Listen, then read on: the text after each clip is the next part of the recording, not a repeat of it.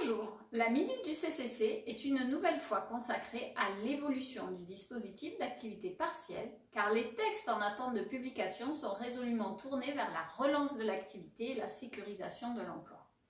En synthèse, les nouveautés relatives à l'activité partielle à compter de juin seraient les suivantes.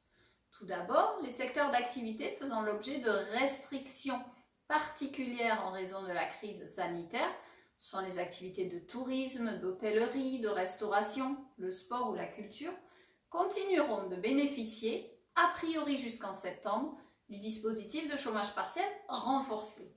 Autrement dit, ils sont encore intégralement remboursés par l'État des indemnités versées à leurs salariés, là où la prise en charge pour les autres entreprises est désormais limitée à 85%. En outre, d'autres secteurs d'activité dits connexes, dont l'activité dépend des secteurs cités ci-avant, peuvent également continuer à se voir appliquer le dispositif d'activité partielle renforcé en cas de perte très significative de chiffre d'affaires.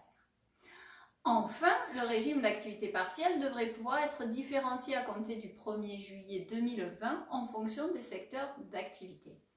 Les secteurs qui vont connaître des difficultés économiques passagères mais durables, tels que l'automobile, l'aéronautique, le tourisme, la culture ou le sport, vont pouvoir bénéficier d'un dispositif spécifique d'activité partielle, dénommé pour le moment activité réduite pour le maintien en emploi, ARM.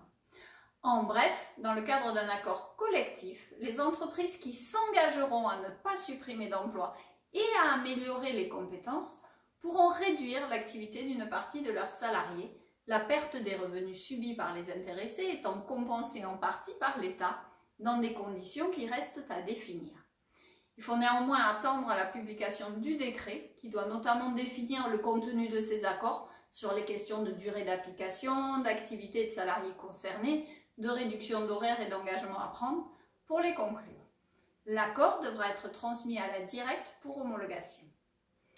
Enfin, un petit détail à noter. Si la période couverte par votre demande d'activité partielle, votre DAP initiale, si elle est arrivée à échéance et que vous envisagez de maintenir le recours à l'activité partielle, il vous faut alors sur le site de l'ASP procéder à une nouvelle DAP. En effet, s'agissant d'une nouvelle période, une nouvelle demande s'impose. L'avenant ne concerne quant à lui qu'une modification de l'effectif ou du nombre d'heures couvertes. Excellente semaine et à lundi prochain pour une nouvelle minute du CCC.